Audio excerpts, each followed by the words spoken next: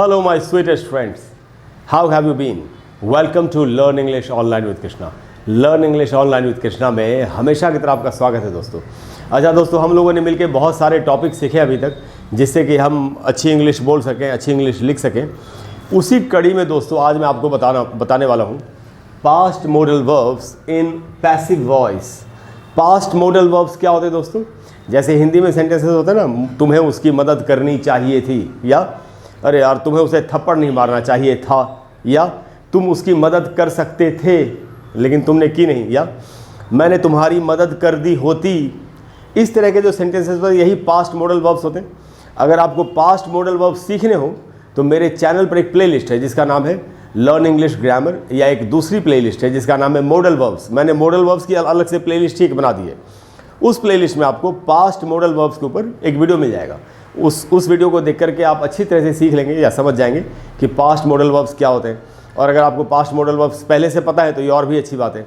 तो दोस्तों, past modal verbs या ग्रामर का कोई भी टॉपिक जनरली जब हम सीखते हैं तो हम उसको एक्टिव वॉइस में सीखते हैं, लेकिन इनको पैसिव वॉइस में भी बोलने की हमको ज़रूरत पड़ती है कभी कभी, या बहुत बार हमको ज़रूरत पड़ती है। तो दोस्तों आज हम सीखेंगे कि ये जो पास्ट मॉडल वर्ब्स हैं इनको पैसिव वॉइस में कैसे बोला जाएगा, पैसिव वॉइस के इनके सेंटेंसेस कैसे होते हैं। दोस्तों ये बहुत ही इंपॉर्टेंट क्लास है, आपको ध्यान से एंड तक पूरी वीडियो को देखना चाहिए, जिससे कि आप इन पास्ट मॉडल वर्ब्स का पैसिव फॉर्म बनाना सीख सकें और इंग्लिश में हर तरह का सेंटेंस आसानी से बोल सकें। तो दोस्तों पहला जो पास्ट मॉडल वर्ब है वो है शुड हैव प्लस V3, यानी वर्ब की थर्ड फॉर्म। और इससे कैसे सेंटेंसेस बनते हैं? सेंटेंसेस होते हैं चाहिए था। जैसे हम कहते हैं ना, तुम्हें उसकी मदद करनी चाहिए थी, या उसे टाइम पर आ जाना चाहिए था। मतलब पास्ट मॉडल वर्ब्स ऐसी बातों को बताने के लिए इस्तेमाल होते हैं जो कि पास्ट में हम नहीं कर पाए, या हम किसी और तरीके से अगर हमने किसी काम को किया होता तो आज प्रेजेंट में कुछ और रिजल्ट होता है। यही पास्ट मॉडल वर्ब्स होते हैं। तो शुड हैव प्लस V3 का मतलब होता है चाहिए था। जैसा कि मैं आपको बता रहा था, तुम्हें उसकी मदद करनी चाहिए थी लेकिन तुमने की नहीं, ये सेंस है। तो दोस्तों यहाँ लिखा है एक्टिव वॉइस। ए का मतलब है एक्टिव, पी का मतलब है पैसिव।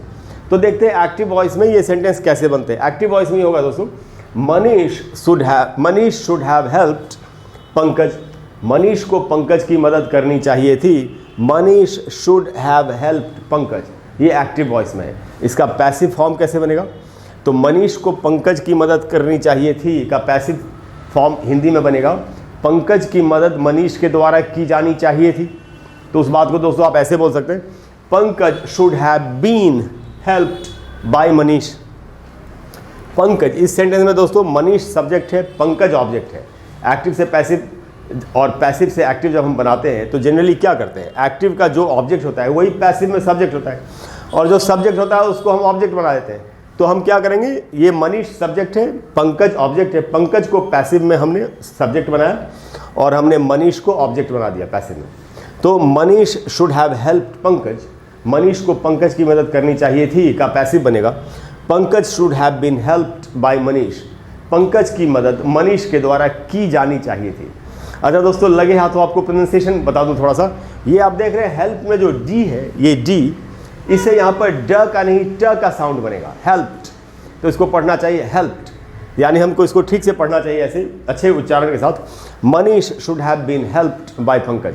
अगर आप ये उच्चारण भी सीखना चाहते हैं, डी से कब कब ट बन जाता है, अगर ऐसे ये सब भी सीखना हो और भी रूल सीखने हो तो मेरे चैनल पर एक प्लेलिस्ट है जिसका नाम है learn English pronunciation and phonetics, उच्चारण सीखें। उस प्लेलिस्ट में आपको सिर्फ उच्चारण के ऊपर 125 से भी ज़्यादा वीडियोस मिलेंगे, जिनको देख करके आप उच्चारण का कोई भी नियम आसानी से सीख सकते हैं और बिल्कुल नेटिव स्पीकर्स की तरह अंग्रेजी बोल सकते हैं।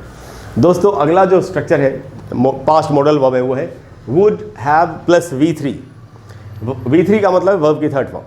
तो ये हिंदी में कैसे सेंटेंसेस होते हैं? ये होते हैं या होता, यानी वो आ गया होता, या वो चला गया होता, मैंने तुम्हारी मदद कर दी होती, इस तरह के सेंटेंसेस। तो देखते हैं एक्टिव में क्या सेंटेंस बनता है और पैसिव में कैसे बनेगा। तो एक्टिव का एक एग्जाम्पल है दोस्तों, कोई बता रहा है Rahul would have given you money.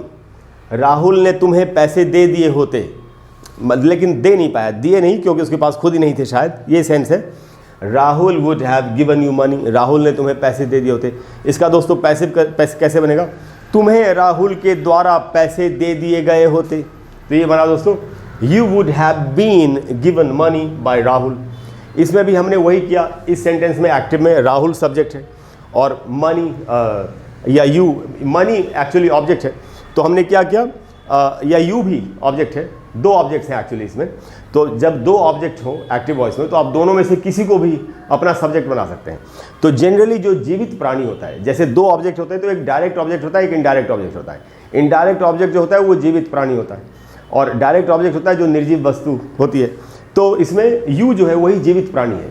तो ग्रामर में कहा गया है कि अगर इस तरीके से दो ऑब्जेक्ट्स हों एक्टिव वॉइस में तो जब पैसिव बनाएंगे तो जो जीवित प्राणी है अगर आप उसको अपना सब्जेक्ट बनाते हैं पैसिव में तो ज़्यादा अच्छा सेंटेंस, ज़्यादा अच्छी क्वालिटी का सेंटेंस, ज़्यादा अच्छे लेवल की इंग्लिश माना जाएगा उसको। इसलिए मैंने इसको यू को इसमें सब्जेक्ट बनाया।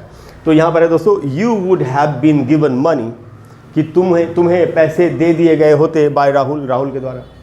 तो Rahul would have given you money, you would have been given money by Rahul. तो ऐसे दोस्तों एक्टिव से पैसिव बना। अगला पास्ट मॉडल वर्ब देखते हैं, वो है दोस्तों could have plus V3, verb की थर्ड फॉर्म।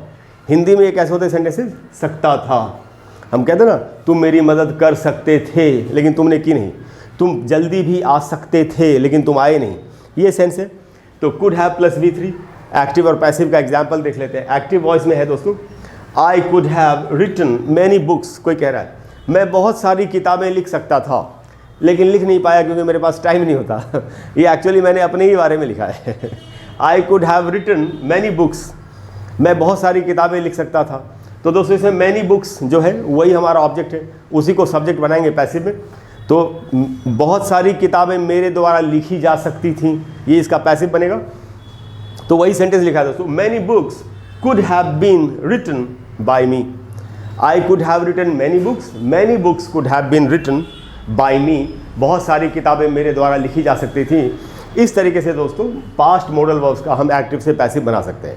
और भी कुछ एक पास्ट मॉडल वर्ब्स है, उनका भी पैसिव फॉर्म इसी तरीके से इसी पैटर्न पर बनेगा। तो मुझे पूरी उम्मीद है कि आज की क्लास के बाद पास्ट मॉडल वर्ब्स का पैसिव फॉर्म बनाने में आपको कोई दिक्कत नहीं होगी और आप बड़ी आसानी से इन सेंटेंसेस को बोल पाएंगे और अच्छी इंग्लिश बोल पाएंगे, अच्छा कम्युनिकेशन कर पाएंगे। अगर आपको क्लास अच्छी लगी हो तो प्लीज़ वीडियो को लाइक करें और शेयर करें और चैनल को सब्सक्राइब करें। अगली वीडियो में मैं आपको फिर से इसी तरह की कोई कमाल की जानकारी देने की कोशिश करूँगा जिसकी मदद से आप अच्छी इंग्लिश बोल सकते हैं और अच्छा कम्युनिकेशन कर सकते हैं। दोस्तों अगर कोई भी ऐसा टॉपिक है जिस पर आप चाहते हैं कि मैं आपके लिए वीडियो बना दूं क्योंकि वो टॉपिक आपको परेशान कर रहा है, समझ में नहीं आ रहा कैसे बनेगा, तो आप नीचे कमेंट बॉक्स में लिखिए। मैं कोशिश करूंगा कि जितनी जल्दी उस पर वीडियो बना करके आपको दे सकता हूं, मैं आपको ज़रूर वो वीडियो बना करके देने की कोशिश करूंगा। Thank you very much, I will see you soon, bye bye.